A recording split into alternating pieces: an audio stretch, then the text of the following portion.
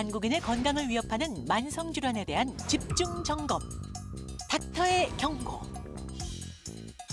인생의 3분의 1을 차지하는 잠. 수면은 건강과 수명을 좌우하는데요. 수면 부족은 일상생활을 불가능하게 하고 암이나 치매 등 심각한 질환의 원인이 되기도 합니다. 그런데 매년 수면 장애를 겪고 있는 사람들이 점점 늘어나고 있다는데요. 일상 속에서 작은 습관만 바꿔도 수면 장애를 극복하고 꿀잠을 잘 수 있습니다. 잠 못 자면 병된다. 건강에 치는 주범 수면 장애. 오늘 당신에게 경고합니다. 네, 오늘의 주제 건강을 해치는 주범 수면장애입니다. 꿀잠 자고 싶은 분들, 꿀잠 잘 수 있는 꿀팁 드릴 세 분의 교수님을 소개하겠습니다. 신원철 교수님, 김희진 교수님, 윤창호 교수님입니다. 안녕하세요. 어서 오세요. 반갑습니다. 네, 우리 박주 아나운서 휴가 기간 동안 얼마나 주무셨나요?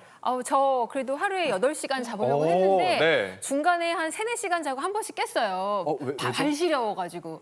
발이 시려워서? 에어컨 온도 설정을 제가 섬세하게 못해서 네. 자다 보면 춥고 다시 또 껐다가 또 더우면 다시 켜고. 이게 또 애매해요. 네. 더워서 에어컨을 켜면 너무 또 춥고. 그래서 요즘에 열대야다 보니까 잠 못 이루시는 분들이 많이 계시고요. 꼭 열대야가 아니어도 주변에 보면 평소에 잠을 잘 못 주무시는 분들이 꽤 계시더라고요, 교수님. 네, 사실 우리나라 평균 수면 시간은 6.5시간으로 약간 적게 자고 계시고요. 그중에서 한 성인의 40%, 그다음에 노인의 60% 정도가 불면증을 호소를 하십니다. 국민건강보험공단의 자료에 따르자면요. 2023년 수면장애로 진료받은 환자가 124만 명.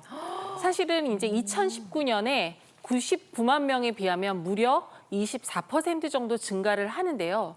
이 중에서 수면 장애를 호소하시는 분이 50대 이상이 무려 70%라고 알려져 있습니다. 오. 그래서 어떤 설문지에 따르자면 우리나라 사람들이 일주일 동안 숙면을 취했느냐 이렇게 설문지를 돌려봤더니 단 7%만 숙면을 취했다라는 보고도 있어서 사실 우리나라 전체 국민들이 굉장히 만성 불면증에 시달리고 있다는 것을 알 수 있습니다. 아이고. 네, 저는 그중에 너무 놀라웠던 게 수면 네. 장애를 앓고 있는 사람의 70%가 50대 이상이라는 거. 제가 지금 50에 딱 들어섰는데 이제 남일이 아니에요. 근데 나이 들면 잠 안 온다는 얘기 부모님들 많이 하시잖아요. 그렇죠. 왜 그런 거예요, 교수님? 예, 젊었을 때 그렇게 잠을 잘 자더라도 나이가 드시면 잠을 못 자는 게 아주 누구나 나타나는 현상입니다. 크게 네 가지로 원인을 얘기할 수 있는데요. 네. 첫 번째는 잠을 자고 깨는 것을 조절하는 생체 시계의 노화입니다. 우리 나이가 들면 뇌가 노화가 되는데 생체 시계가 가장 먼저 노화가 시작이 됩니다. 그렇게 되니까 자고 깨는 리듬이 망가지게 되는 거죠. 밤에 못 자고 낮에도 졸리게 되는 일이 생기게 됩니다. 두 번째는 그 빛의 전달이 잘 안 된다는 겁니다.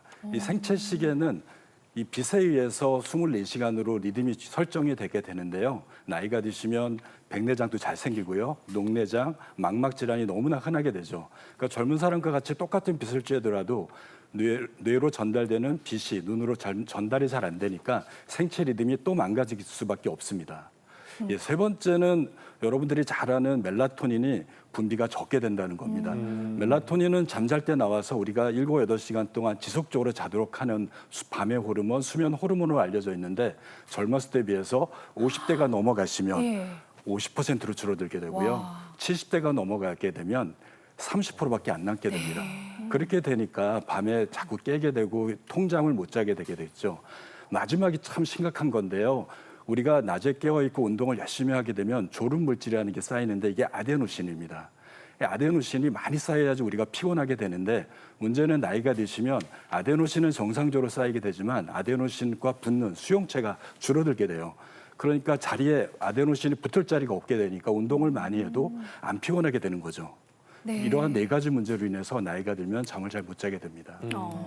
저희 부모님도 항상 잠이 나이가 드니까 잠이 줄어드는 것 같다. 새벽에 자꾸 눈이 떠진다라고 말씀을 하시는데 이게 그냥 하는 말씀인 줄 알았는데 다 과학적인 이유가 있었네요. 그러게요. 저희 집안 어르신분들도 아침까지 안 깨고 그냥 쭉 푹 자고 싶다는 게 소원이라고 하셨는데 이게 쉽지 않은 이유가 있었네요. 네, 그런 분들께서는 지금부터 집중해 주시기 바랍니다. 꿀잠 자는 비법을 저희가 차근차근 알려드리도록 할 텐데요. 먼저 꿀잠 자기 위해서 하지 말아야 할 것들을 닥터의 경고로 알아보도록 하겠습니다. 신원철 교수님, 닥터의 경고 전해주시죠. 네, 저의 경고는 부족한 잠, 낮잠이나 주말에 몰아자지 말라입니다.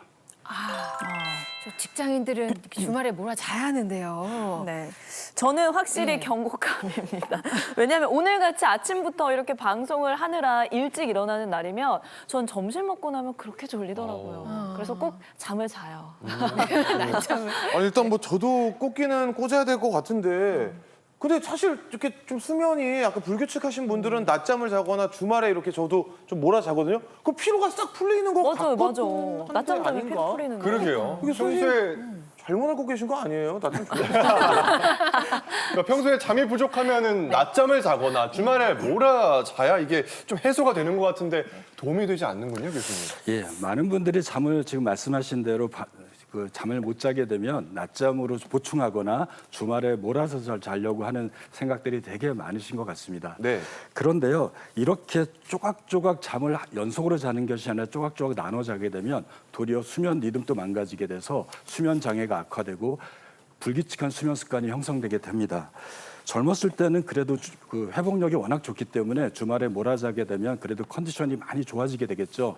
하지만 나이가 드시면 회복 탄력성이 떨어지고 일주일 리듬도 망가지기 때문에 긴 낮잠은 도리어 일주일 리듬을 망가뜨리고 또 밤잠을 더 못 자게 하고요. 밤에 못 잤으니까 낮에는 또 계속 꾸벅꾸벅 졸게 되니까 수면이 하나의 통잠이 아니라 조각조각으로 분쇄되고 나눠지게 됩니다. 이렇게 되면 이게 오래되면 연속적으로 잠을 자는 힘도 약해지게 되고 일주일 리듬도 낮에는 깨어있고 밤에 자는 이 리듬도 약해지게 되니까 불면증이 단순한 불면증이 만성적인 불면 장애로 진행될 수 있게 됩니다.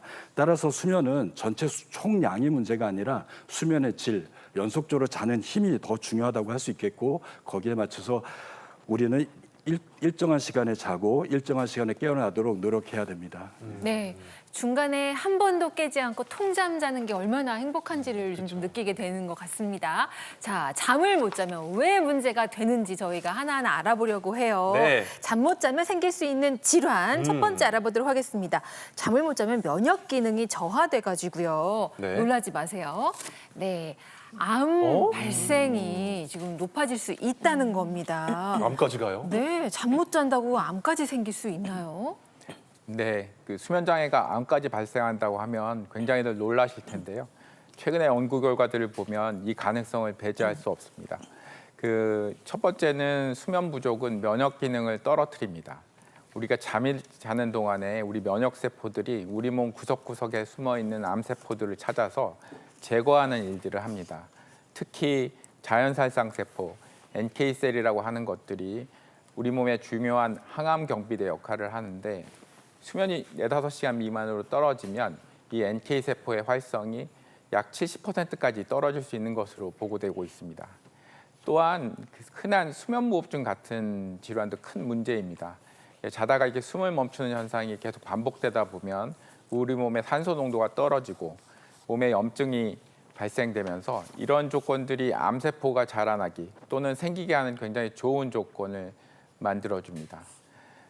끝으로는 이제 수면 리듬이 불규칙한 경우입니다. 우리가 그 매일 잠자는 시간이 왔다 갔다 하거나 그 야간 근무와 같이 밤낮이 바뀌는 생활을 계속 하다 보면 우리 몸에 있는 생체 시계, 일주일 리듬이 교란되고 이것들은 관련된 그 면역계나 호르몬 분비를 교란시킵니다. 이런 현상들은 암 발생을 초래하는 그 좋은 환경이 되겠죠. 따라서 그 수면이 그냥 단순하게 쉬는 시간이라고 생각하지 마시고 우리의 면역 기능, 대사 기능, 장기경환의 건강에 필요한 필수적인 생리 기능으로 이해하시고 우리의 건강을 지키는 최고의 예방의학 수단으로서 잘 자는 것을 꼭 생각하셨으면 좋겠습니다. 예, 저는 뭐 보통 많이 자야 정말 많이 자야 7시간, 보통은 4시간에서 한 5시간 자는 경우가 많거든요. 아이고. 근데 이렇게 자게 되면은 암세포를 찾아 죽이는 이 면역 세포가 70%나 감소한다라고 방금 말씀하셨잖아요.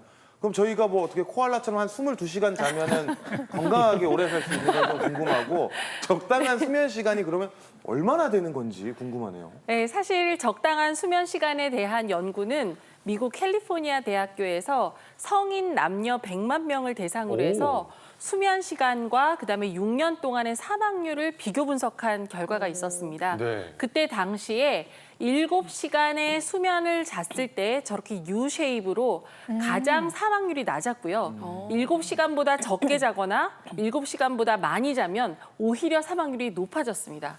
그러니까 사실은 적절한 수면 시간은 7시간이다라는 것이 대체적으로 밝혀진 의학적 사실입니다. 주중에 4-5시간 주무시고 주말에 10시간 주무시면은 이거 사망률이 많이 올라가겠네요. 겁을 주세요.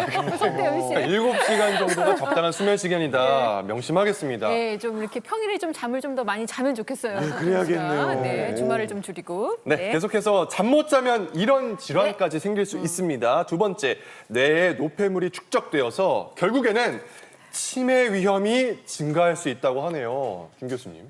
네, 뇌는 사실은 하루 종일 일하는 기관이기 때문에 엄청나게 많은 노폐물이 쌓입니다. 그래서 우리가 치매, 알츠하이머 치매를 일으키는 단백질이 아밀로이드 단백질, 타우 단백질이라고 하는 독성 물질이고요. 파킨슨 병을 일으키는 것이 알파신 뉴클레인이라는 이 단백질입니다. 정상적으로도 모두 다 만들어지는데 우리가 깊은 수면을 자는 동안에 뇌척수의 흐름이 굉장히 빨라지면서 이걸 밖으로 이렇게 배출시킨다고 알려져 있고요. 또 하나는 깊은 수면 동안에 글림페틱 시스템이라고 하는 이런 배출 시스템이 활성화되면서 이런 독성 물질, 낮 동안에 쌓였던 독성 물질을 몸 밖으로 배출한다고 알려져 있습니다. 그런데 우리가 6시간 미만으로 수면을 자게 되면 실제로 이러한 뇌 치매를 일으키는 아밀로이드 단백질이 수면 시간에 따라 점점 축적되는 것을 확인을 했거든요. 그래서 여러분들이 6시간 미만으로 자거나 아니면 제대로 이 수면의 질이 낮을 경우에는 치매 발생 위험도가 높다라는 것을 꼭 기억하셨으면 좋겠습니다. 네.